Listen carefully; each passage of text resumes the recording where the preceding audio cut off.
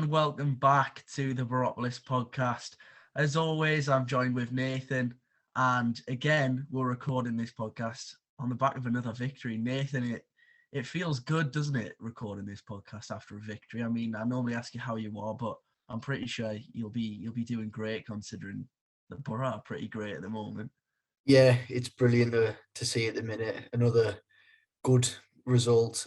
This one a bit more ground out than last week, but yeah, a fantastic result nonetheless, and probably I'd probably put it higher than last week for the way we ground it out, but we'll get into it in a second anyway with our dissection of yesterday's events. Yeah, we will, and obviously, we spoke last week about sort of how well would played at Huddersfield, and obviously we'll get into the game yesterday, but it was sort of important going into yesterday's game. I felt, and I'm sure you felt as well, that it's early days under Chris Wilder, but the sort of momentum there to be had, and with a home game, especially off the back of that impressive result at Huddersfield, it was really important that we sort of backed up what we can do, because you look at Swansea and they're a team that control the ball an awful lot. They like to keep the ball and keep possession, and that, I think, obviously what makes the result more impressive, and we'll get into that, is the fact that for me, Swansea are one of those teams where, they're not really in the top six. They haven't really challenged, but I think on their day, they could beat any team in this league. I don't know how you feel about that.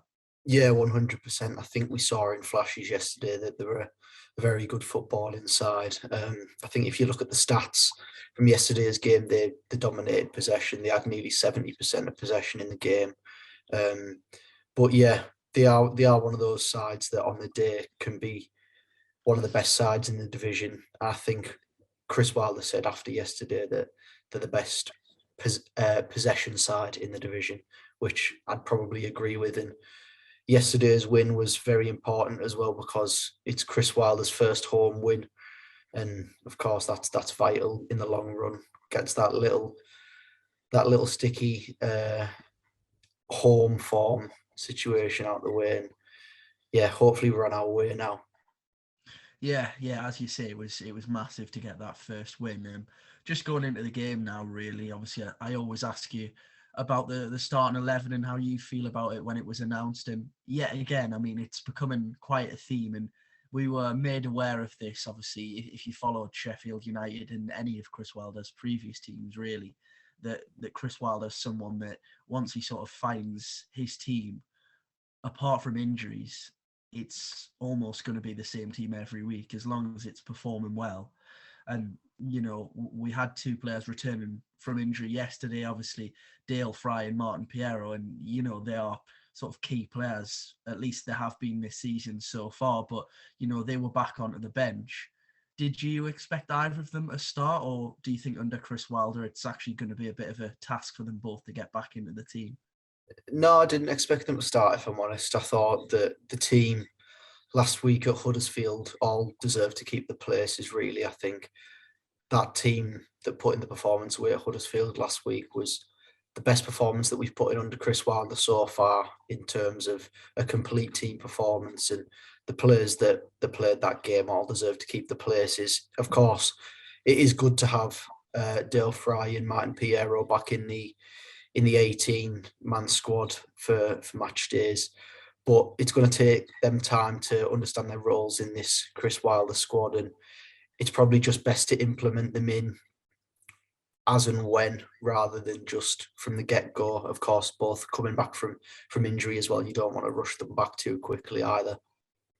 Yeah, as you say, obviously you don't want to rush them at all. And, we'll get onto it again later on in the podcast, but, looking forward, I do think it's going to be difficult for both of them to get back in the team. So that's something else. Obviously, we can discuss it at a greater length once we've covered the game. But just in terms of going into the game now, really, it was, as was said, Swansea, I think everyone was really prepared yesterday that, everyone knew Swansea were going to have large spells of possession, and we would have to be patient and sort of wait our turn almost, really. And, early on in the first half, they did have an awful lot of possession, and they didn't really sort of create anything clear cut from that possession, but they did have a lot of the possession, they kept the ball well, recycled it well, and there was a lot of points from their performance where I'm sure Russell Martin will have been quite pleased with, to be fair. And I mean, one thing that I did notice about Swansea, and I'm sure everyone else did as well, is Swansea are a great side, but I mean, you could call it a weakness and a positive because, when they get it right, I'm sure it works fantastically well for them. But they do play an awfully high line, don't they, Swansea? There was a few times before, obviously, Isaiah Jones went through where you thought, what more with his pacing behind it, it was starting to cause them problems.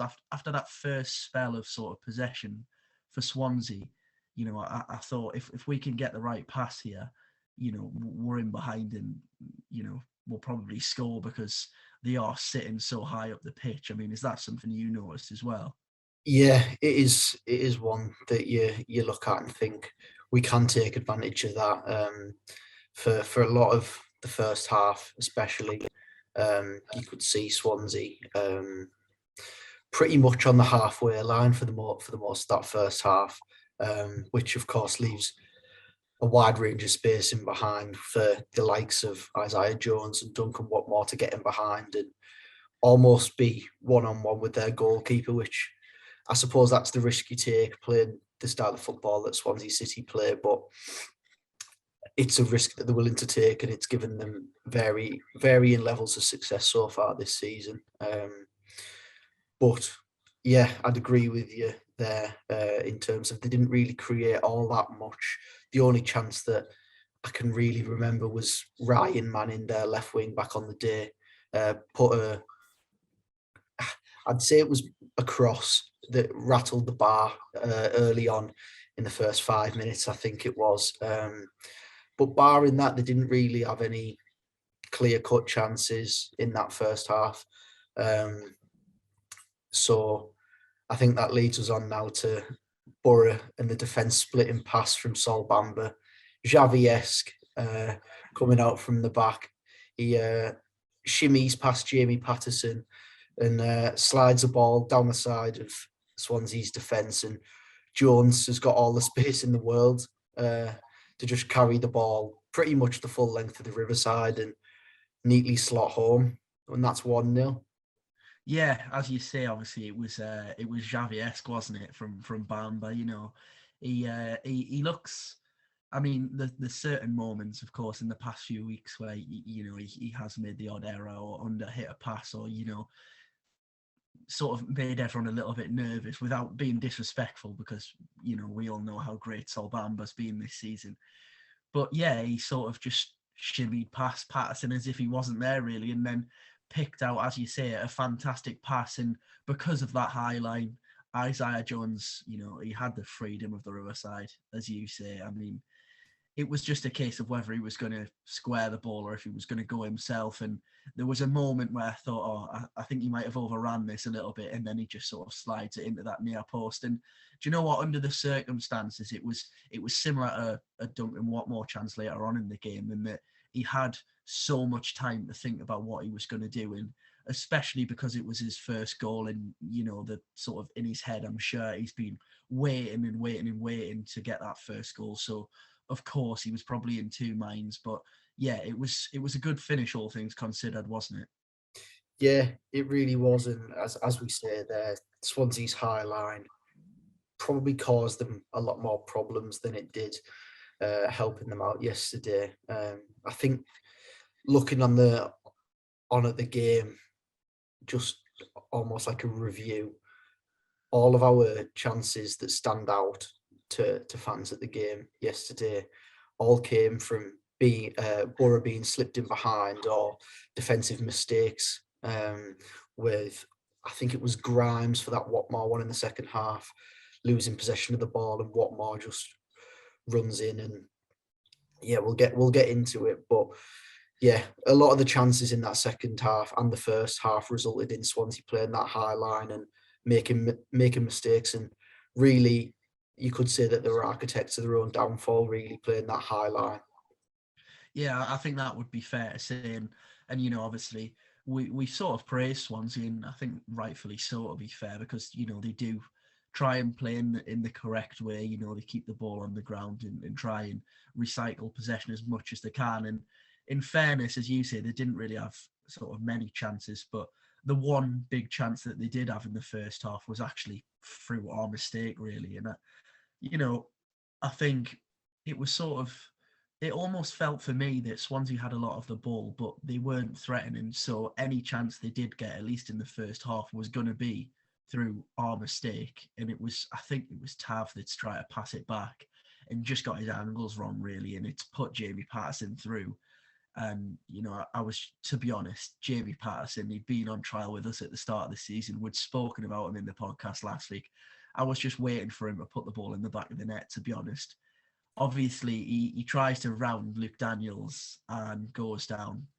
And from my view, I was waiting for the referee to point to the spot. But, I mean, I don't know how you feel about this decision. I've watched it back now, and I think Swansea probably feel aggrieved, and rightfully so. I know they obviously had dubious penalties last season, but I think if that's us, you are angry if the shoe's on the other foot. But it'd be interesting to hear your opinion, Nathan, because he does leave his leg in there, doesn't he?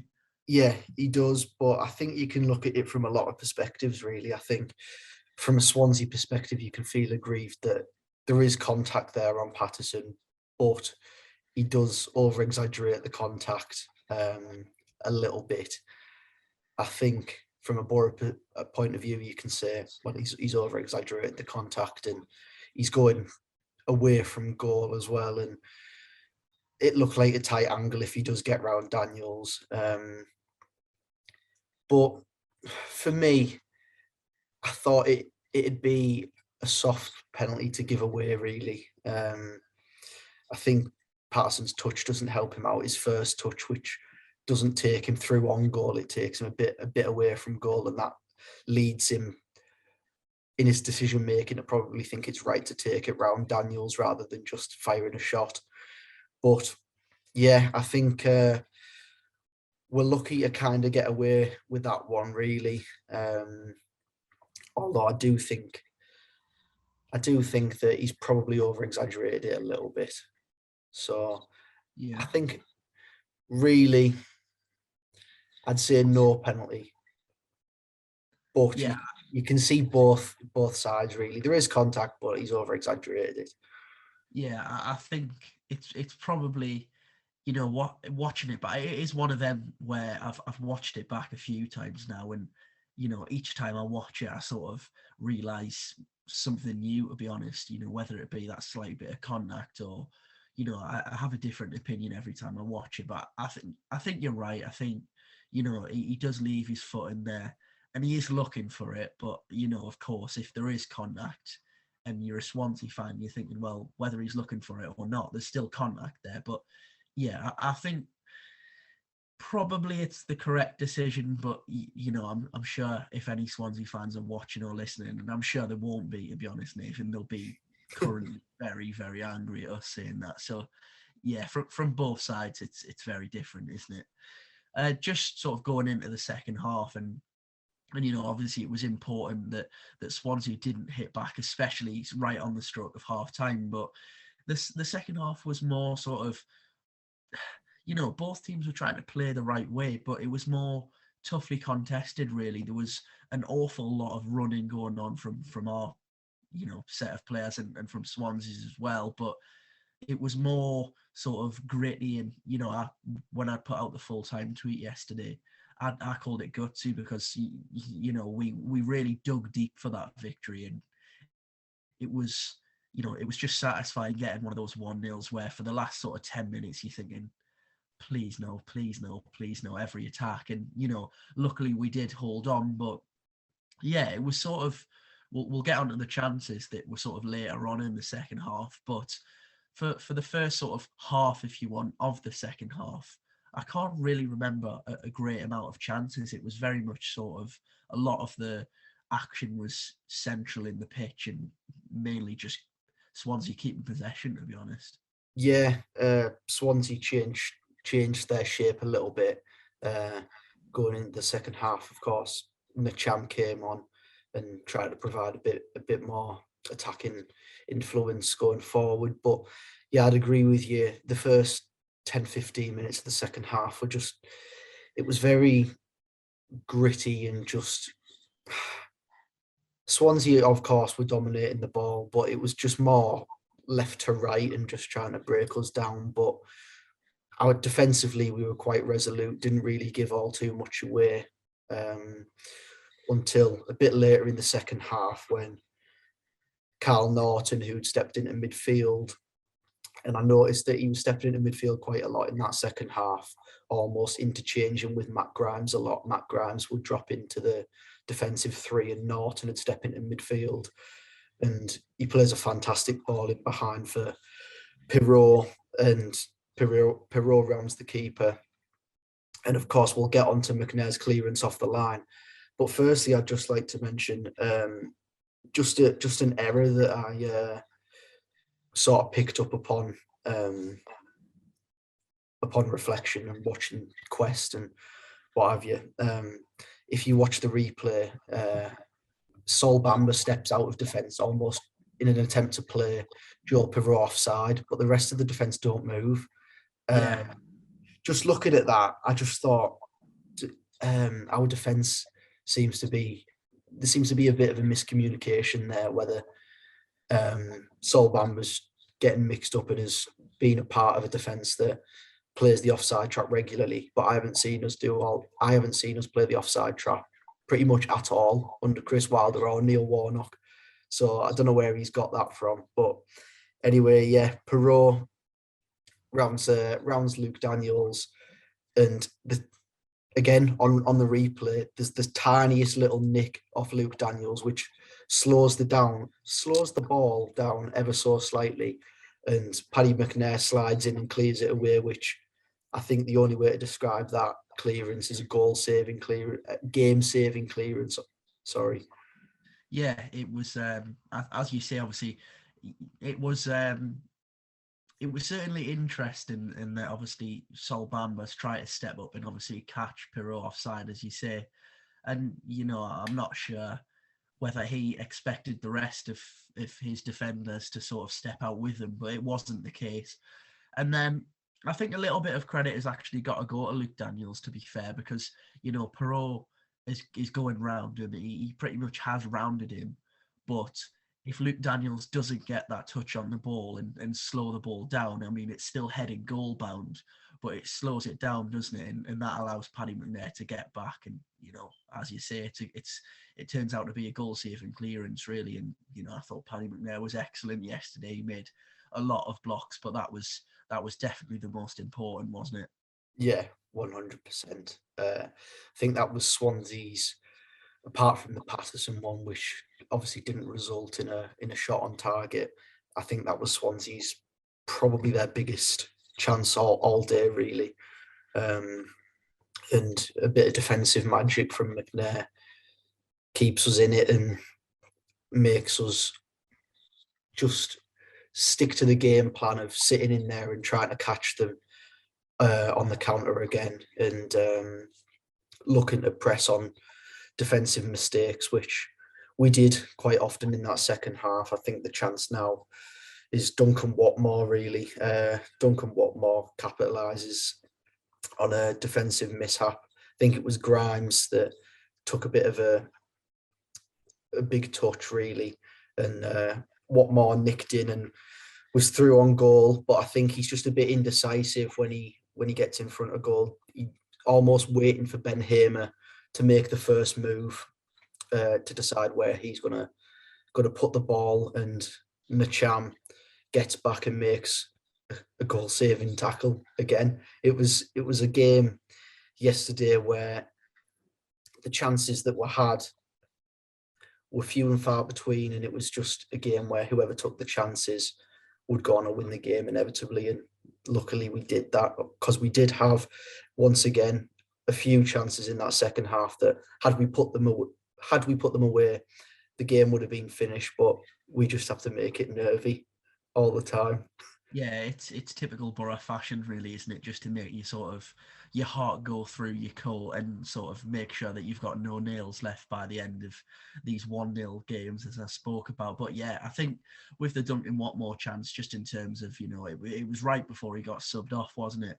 And very similar actually to his goal last year against Swansea, where he had a lot of time to think about it, and it is one of them where sometimes you rather just the ball fall you in the box rather than he's bearing down on goal, and it gives you more time to think about where you're going to try and put the ball in. And eventually that sort of meant that he missed the chance, didn't he? He just took a little bit too long, and of course it meant that the Swansea player could get back and obviously stop him scoring. From that point onwards, obviously, as I say, we made changes, and Uche and Onel Hernandez come on, sort of freshen things up front a little bit. And that was sort of our next big chance, really, wasn't it? I mean, Uche 6 yards out from the header, from the resulting sort of tackle from Watmore's chance, he heads it, and it looks all day for me that it's going to go in. Keeper makes a good save, and then slightly after that, Onel Hernandez goes through on goal again, similar to Watmore. And I think he maybe thought better of it and thought, I'm not going to make the same mistake that Watmore did, because he tried to square it, didn't he? And I mean, I think the ball was just slightly behind, and it meant that chance broke down. But it was a chance we probably should have scored off, really, wasn't it? Yeah, and I think just to not to be too critical, but seeing these missed chances, it is frustrating that a lot of them are going begging. You just hope that the players, when they are going through on goal, just hopefully get a clean connection with the ball and test the keeper at least. But it seems that there's just like a panic stations when these players go through on goal, and hopefully in the near future these players are coached into just being a bit more composed in front of goal, really, and not panicking, because it is nervy watching Borough at times when we are 1-0 up and we do have big chances like the ones that we had in the second half and we don't take them. It'd just be ideal if we could put 2 or 3 past the side and just be able to relax for the rest of the game. Yeah, it would be, wouldn't it? And, I hate using the phrase typical Borough, but it is sort of, it's always going to be the case. We never make things easy. Just in terms of the sort of chances we're having at the moment, it's just sort of sprung something into my mind.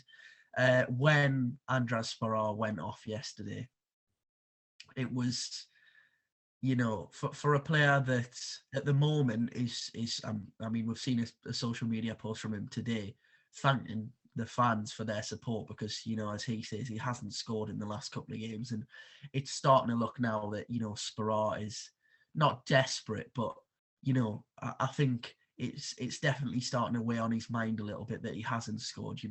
He's still, don't get me wrong, getting in great positions and helping the team out, but I think for him, he needs a goal soon. And, from that point, we might see a few go in the back of the net, and it'll start a purple patch for him.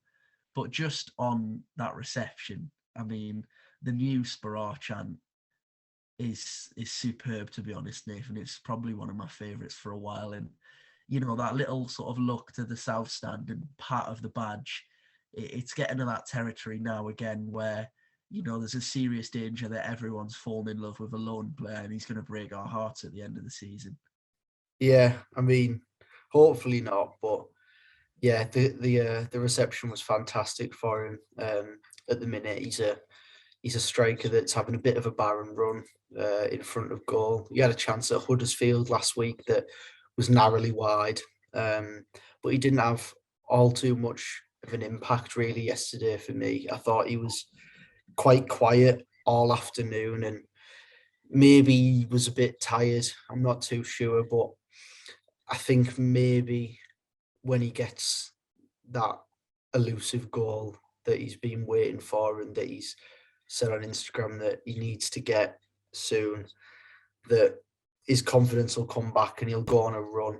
I think he's a confidence player. I think once he gets one, a few will follow. 100%, and we just need to wait and see for when that Yeah, I think you're chance right comes. there, and yeah, I think you're right, Nathan. You know, we've seen everything that Andres Sparrow has to offer, and you know, I thought again, one thing that may have been in doubt when he first joined is, Sparrow was coming from, let's face it, a bigger club in Sporting Lisbon. He had quite the reputation abroad. We heard a lot of glowing reviews about him, and it would have been quite easy for Sparrow to sort of come to Middlesbrough and sort of, play his usual game, but maybe he's not work as hard as perhaps, someone like a Duncan Watmore might. But I think one, bit of credit that I would give Sparrow is he really does work hard for the team. And, whether that's because of the support he's getting at the moment, a lot of fans do love him. But he really does, he looked knackered, bless him, when he come off yesterday. And he probably wanted to stay on a little bit longer to try and get that goal, as you say. But he really does work hard for the team. And, his movement is as good as... Dear me. I've nearly choked on my own tongue there, Nathan. What I was going to say there before I decided to nearly choke was, he's waiting for this goal. But yeah, he works extremely hard for the team, and I hope he does get that goal soon, because as you say, he's a player that clearly plays on his confidence, and if he does get one, I think a few will follow. So it's certainly something to watch out for in the next few weeks, and obviously we'll be crossing with fingers he can get on the score sheet and start a nice little run. And I mean, just really now, the rest of the game, we did well to hold on. We defended excellently, and once that full-time whistle had gone, I think there was a few players that sort of just celebrated the win, but just took a moment to actually breathe, because all of them yesterday, as I said, it was a gutsy performance, and they all just, they really ran the socks off, and that's the bare minimum people expect. But I'd love to see some of the stats about how much ground some of the players covered yesterday, because sort of the unsung heroes, Johnny House and even Tav yesterday, didn't really affect the game in an attacking sense, but I thought his work ethic was incredible. All of the players were, in fairness, and yeah, it's nice as a fan to at the end of the game to see the players and sort of think, yeah, they really could not have gave any more than what they did today. Yeah, 100%. They all ran themselves into the ground. The wing backs getting up and down quite often. Jones, especially, knowing that he's more of an attacking winger, was pretty much playing in a back five for most of that game yesterday. With Swansea having most of possession, he was almost next to Anthony Dijksteel for about 80 minutes of the game, until we had the chances that we had, really. But yeah, it's a win that we've ground out there. We've took one of the chances that we had. It could have been more, really. But all that matters is we've got the 3 points. We've got that first win at home under Chris Wilder, and we're still in touch with the rest of the league, moving on up, and hopefully throughout this December, which is quite cramped, we just continue and go on a good run. Yeah, there's lots of fixtures now coming thick and fast, and obviously it's a great time to be a football fan. To be honest, isn't it? The Christmas and sort of New Year period, where it seems like there's just a game every sort of couple of days, really. Just in terms of finishing up on the game, really, I know you wanted to talk about the goalkeeper situation, but before we do that, I think we just need to make a moment to really praise Isaiah Jones, to be honest, because from the career path that he's had, I mean, you look at Lewis Wing's story from a few years ago, and obviously he come from non-league and made a great impact. But Isaiah Jones's impact has been arguably as impressive, and he comes in from Tooting and Mitcham last year, I believe, and goes out on loan at Queen of the South.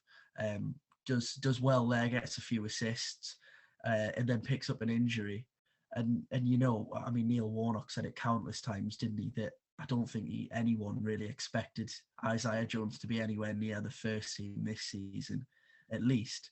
But I mean, since that sort of Fulham game where he made that immediate impact with that run in the second half in the first game of the season, he just hasn't really looked back, has he? And of course, he would prefer to be playing as a winger, but with Chris Wilder's system, it doesn't allow him to sort of play there.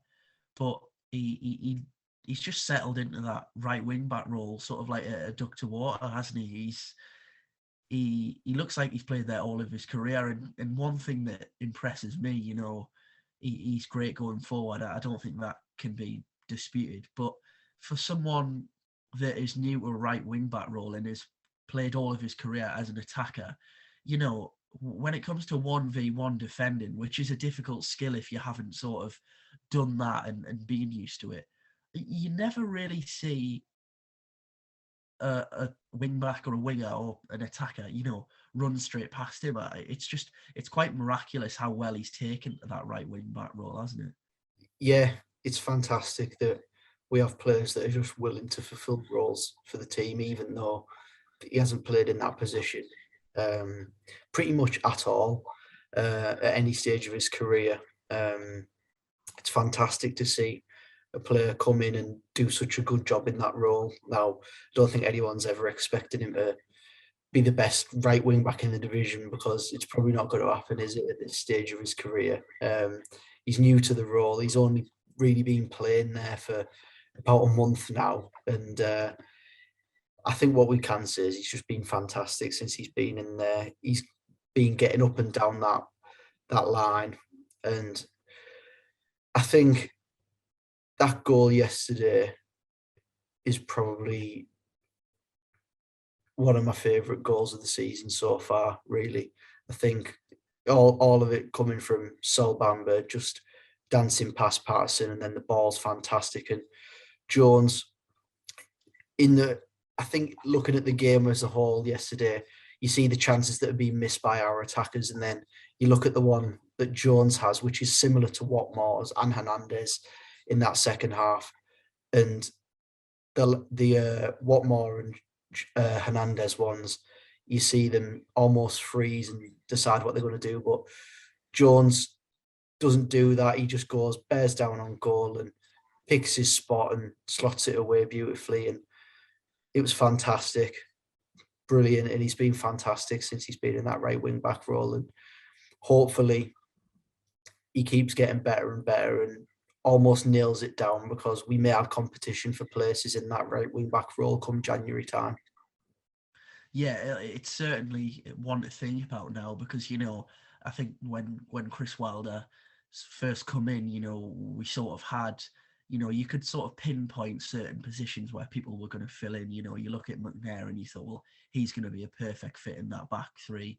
You looked at sort of Bowler's ability on the ball and thought, well, yeah, he can definitely play that left wing back role. But right wing back was sort of the main question. And I mean, in fairness to Isaiah Jones, he's making that role his own at the moment. So yeah, credit to Isaiah Jones. Just onto that sort of next matter, which I was going to touch on, and Jake Reynolds actually asked it in the questions this week, but we're just going to talk about it sort of as still part of the game. I know you wanted to speak about it specifically. There's a lot of talk at the moment about the goalkeeper situation, and Luke Daniels has got that shirt at the moment. I know Chris Wilder had done an interview earlier at the week and sort of spoke about the goalkeeper, not problem, I wouldn't call it, but the way that it's sort of going at the moment. And we have Dejan Stojanovic, and Jake asked, do you think it might be worth giving him a chance? And we've got Lumley on the bench, and he's had his chance almost so far this season. But I think there was a few times yesterday, and particularly with his kick in Luke Daniels, there is certainly question marks about whether going forward he's going to sort of suit the way that Chris Wilder wants to play, because I think ideally Chris Wilder would want someone that's more comfortable with the ball at his feet, and Luke Daniels, as much as he did make some great saves yesterday, there was a few nervy moments, and you almost feel like Luke Daniels himself is going through not a bit of a a bad patch because he hasn't really made any glaring mistakes. But I think he's probably not at the highest of that his confidence would be at the moment. And you saw that even yesterday, where there was that sort of moment where he couldn't collect the ball and sort of almost lost the ball and had to quickly stop it from going out of his box. So, yeah, Nathan, just to hear your opinion on that, really. Yeah, I was going to mention that one there, as you've just said there, Chris. The ball's just coming into his box, and for some reason, instead of just claiming it with his hands, he catches the ball on his chest and then sort of realizes that Perrault's going to put him under pressure and panics a bit, and it looks like he may have gone out of his box. He may not have done, and whatever. But yeah, I don't know. It's a strange one with Daniels at the minute, and I think the same goes for Lumley as well. We've seen Lumley this season, and his distribution is not too bad. He's not the worst in the world, but I wouldn't say it's great by any stretch of the imagination. But I think it's quite clear in Daniel's case, especially, that he isn't the most comfortable with the ball at his feet and with his distribution as well, whether that be from his hands throwing it out or whether that be from his kicking. One in particular, yesterday, I think he tried to chip a ball out to Matt Crooks, and the ball sailed over his head now for a throw in, and I just thought, you just don't look too confident with the passing. And then I looked in comparison at Ben Hamer, who was in goal for Swansea, and he was finding Cabango and Reece Williams and Norton with passes comfortably, and even Laird, who was playing at wing back, and Manning just spraying balls out to the wing straight onto their heads or chests, and that's ideally what Chris Wilder would want, I think, from a goalkeeper. Of course, we've seen Wilder have Dean Henderson, who's probably the best keeper he's had as a manager, and maybe that's a bit of an anomaly, really, considering Henderson's now an England international and at Manchester United. But just a question to you, Chris. Do you think that we'll perhaps be looking to bring a goalkeeper in January and possibly even shift one or even two on in the January transfer window? Of course, we haven't seen Stojanovic yet this season, but I think it'd be a bit of a strange decision as well to just throw him in there after he's been out in the cold at Borough for 18 months. I know he was on loan last season at, was it St. Pauli he was on loan at? Yeah, I think it was St. Pauli, yeah. Yeah, so do you think that we'll be looking at recruiting a new goalkeeper or even two come January? Yeah, I think for me, it's the one area where, I watched the game yesterday, and I watched the game, obviously, I watch every game, but, you look at sort of the team and you think, there's probably certain areas where it could be improved. But I think the big area where you look at and think that's probably a weak point is the goalkeeper, really. And I think we bought Luke Daniels in and Joe Lumley obviously in the summer, and both were free agents. And I think I don't want to be disrespectful, but we've had success with free agents over the years, but there's clearly quite a reason why they were both free agents. I don't think either of them really are the standard of goalkeeper that a team that want to be challenging for the playoffs is sort of that would be expected, really. So to answer your question, Nathan, I think certainly we will be looking at bringing in a new number one. And I don't think so much that Luke Daniels or Lumley, either of them, could probably do a job as a number two. But I think certainly we need at least one goalkeeper in January, because at the moment, as I say, that's the only area of the team really where I look at and think, well, yeah, that just doesn't look quite right. So I think what I'd say on Luke Daniels is just in terms of a more sort of technical point is his kicking style is, and it might be through a lack of confidence or something like that, perhaps, but it almost feels like when the ball's passed back to him, in his head, he's just thinking, well, I need to get rid of this as quick as I can. He won't take a touch. He doesn't look comfortable with the ball, does he? He just sort of pings it straight back up. And, he's kicking, the sort of length that he kicks it isn't so much a problem, but it's not really, distributed in a way where he's trying to pick out a pass. He's sort of just launching it in a direction and hoping, bodies get around it, to be honest. So yeah, it's one thing that definitely Nathan I would be looking at in January if I was Chris Wilder. And I think Chris Wilder will be, and thinking, yeah, that's one area where we need to improve, to be honest. Yeah, 100% agree with you there. I think even if you just look at last season, we with Joe Lumley and Luke Daniels, Joe Lumley was number 2 at QPR, and Luke Daniels was obviously number 2 at Brentford. And I think just that sentence pretty much sums it up, really. They were number 2s, and they were number 2s for a reason, I think, as well. I know, of course, if you look at QPR's goalkeeper, Seni Dieng, he's probably one of the better ones in the division. And of course, even if you're looking at Brentford now, David Raya again was one of the better goalkeepers in the Championship last season as well. And in a way as well, looking at Brentford, they wanted to play out from the back, and David Raya was perfect for that. His distribution was good, both long if he was trying to hit Ivan Toney, or short if he was just passed it to one of their defenders. So I think, yeah, the 2 goalkeepers that we brought in were both number 2s and had been identified by their clubs as not being first choice for a reason, and probably distribution is a key part of that. Distribution out from the back is such a key part of football nowadays. Modern goalkeepers need to be comfortable with the ball at their feet, and unfortunately, the 2 goalkeepers that we've brought in the summer aren't really comfortable with that. So, yeah, I'd agree with you that we do need to be looking in January, and that we will almost certainly be bringing a goalkeeper in come the winter transfer window.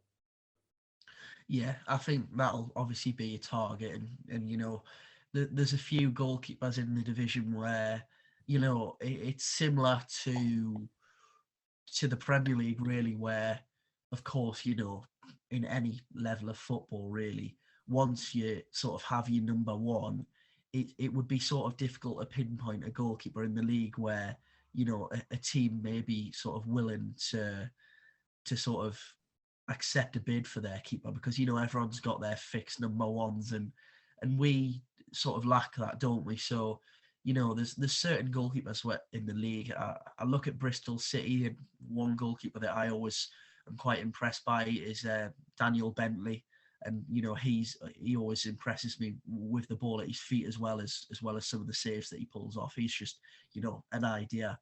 But I think perhaps we may even look at potentially bringing in a loan, a 6-month loan. I think something like that could maybe work from a Premier League club. Obviously, Chris Wilder's spoken about his connections, but I think also possibly even looking abroad to bring in a goalkeeper, because you do find these gems. I mean, you look at Chelsea at the moment, and of course, Eduardo Mendy had his plaudits. Of course he did, but was almost relatively unknown before he came to Chelsea, and I mean, look how fantastic he's been. So yeah, I think it's something that the club will look at in a variety of different markets, and definitely it's an area that needs to be addressed, to be honest.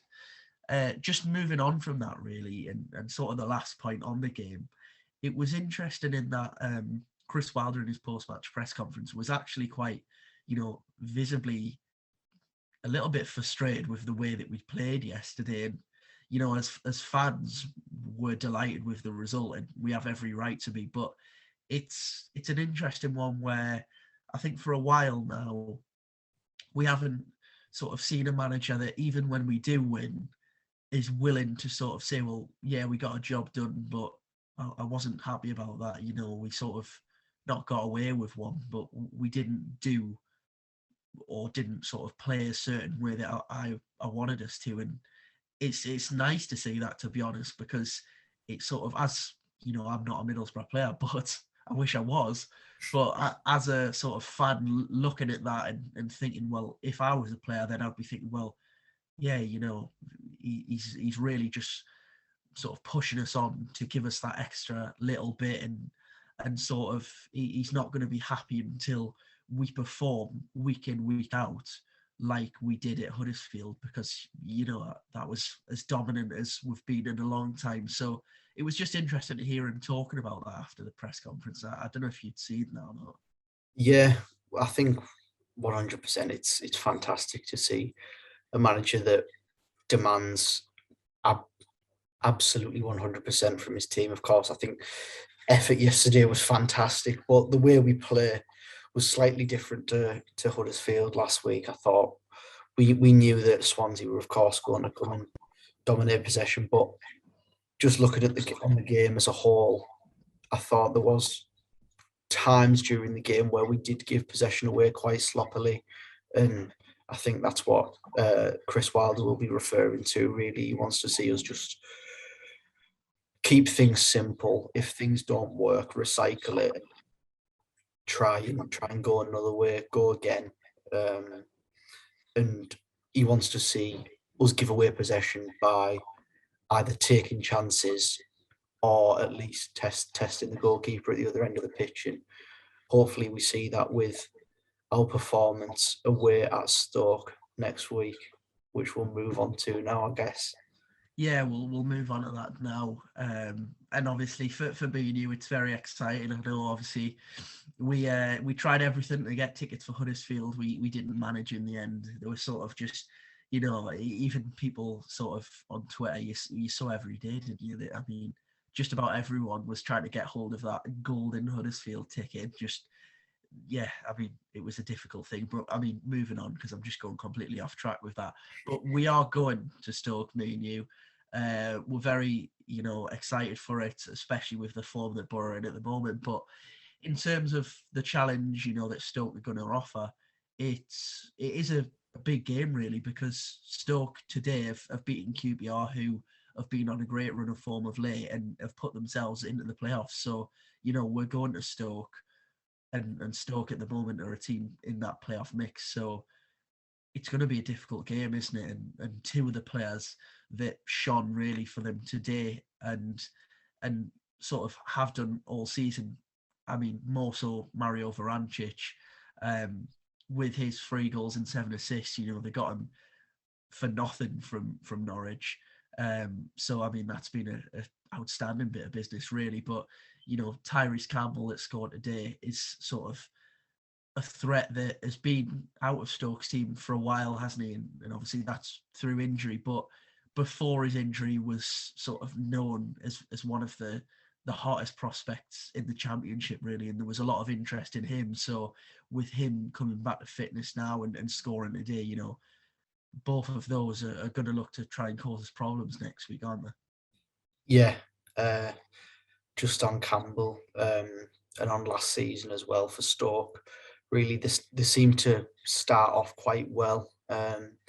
They were almost like neck and neck with us on points for a lot of last season, really, up until Christmas. And a lot of that was down to Tyrese Campbell up front, of course, possessing bags of pace, really, to get in behind defences. And he does have that composure to take chances when he gets them. And their sort of slowing down of form last season coincided with Tyrese Campbell being ruled out with an ACL injury, which wasn't the greatest thing in the world for Stoke season last season. So it is good for them to have him back. The goal he took today was brilliant, going through one-on-one and just neatly slotted it in the corner, and the ball was threaded through by the other man you've just mentioned there, Mario Vrancic, who scored and set that Campbell goal up today. His goal was took again, very good. Whipped it round the defender and into the far corner. And 3 goals and 7 assists this season is a very good record, a very good signing on a free from Norwich.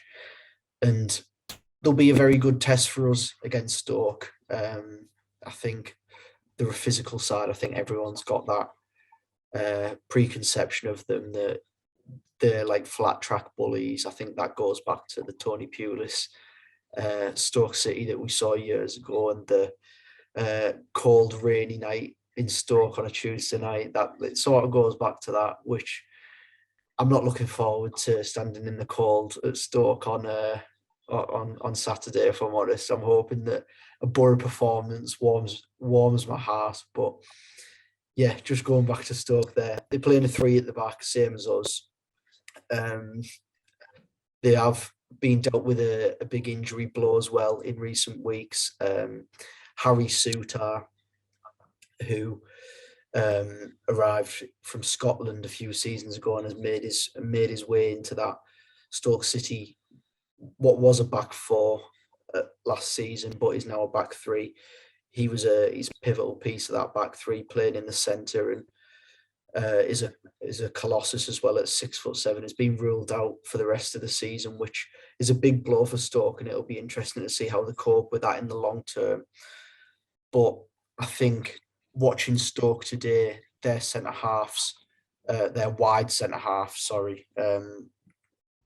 seem to lack a bit of pace. So I'm hoping that we can have joy with Jones, Watmore, Spera, and Bowler getting down both wings and hopefully getting in behind and creating a bit of joy for us. So I think going into Saturday, it'll be a very difficult game and probably a bit of a cagey affair. Both sides will look to play some nice football. Both sides will look to dominate the ball really as well. And I think we're probably looking at a similar game to Swansea City. So a tough game. Yeah, it's gonna be a difficult game, isn't it?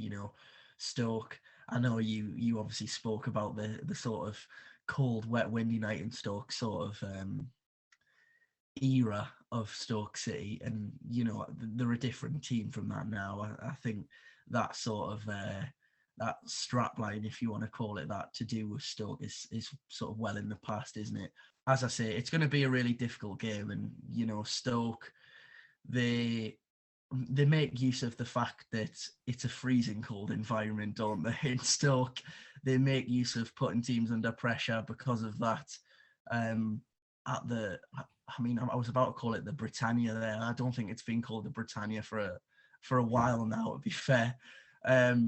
But yeah, it's an exciting prospect because, with the way we're performing at the moment and the fact that, we do match up with them and that we both play 5 at the back, it's certainly going to be fiercely contested. And, I'm looking forward to it as much as you are, I'm sure, Nathan.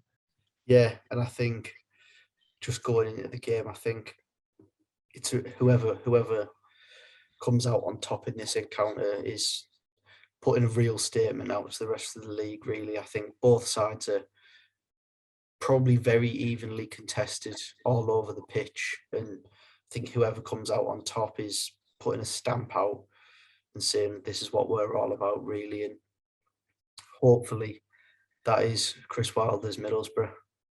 Yeah, fingers crossed, Nathan. It'll certainly be. Do you know what?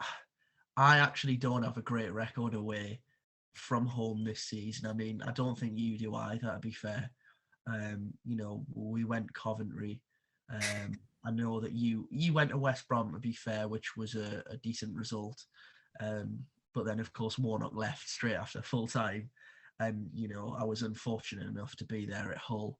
And I know you were as well. So, I mean, let's just hope that they put on a performance, because if not, I will not be attending.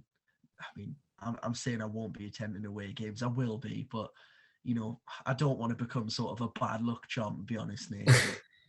Yeah, it's such a strange one this season. Of course, we have had some good away performances, but it just so happens that neither of us have been there to see them. I've been to four of the away games so far this season, and only seen us score one goal. So I'm hoping for a bit of Borough magic on Saturday to make the trip worthwhile. Yeah, I mean, fingers crossed, Nathan. I'm sure it'll be a good day out regardless. But yeah, let's hope for 3 points, and we most definitely won't be giving any predictions, because that would just be tempting fate, wouldn't it? But yes, as always, thank you again for watching and listening to the Boropolis Podcast. And I'm going to say it again, Nathan. I think we're 1 or 2 off 100 still, and each week it's getting closer and closer. And I just want to hit that 100. I'm in danger. I could just copy and paste the end of the podcast from each week, Connor, and just say, please, just give us that 1 or 2 subscribers to get us to 100. It's not a huge deal. It's not a big number in terms of YouTube, but it would be a nice milestone for us to hit, and hopefully, we might hit it on the Saturday, hit the 100, and then Borough will win away at Stoke, and we can go and enjoy ourselves on Saturday night when we get back from Stoke. So yeah, fingers crossed. But as I say, leave us a review on iTunes, as I do every week. Rate us on all your podcast apps. It helps, obviously, other Borough fans find the Boropolis Podcast. But from me and Nathan, thank you again for watching and listening, and we'll catch you soon with another episode of the Boropolis Podcast.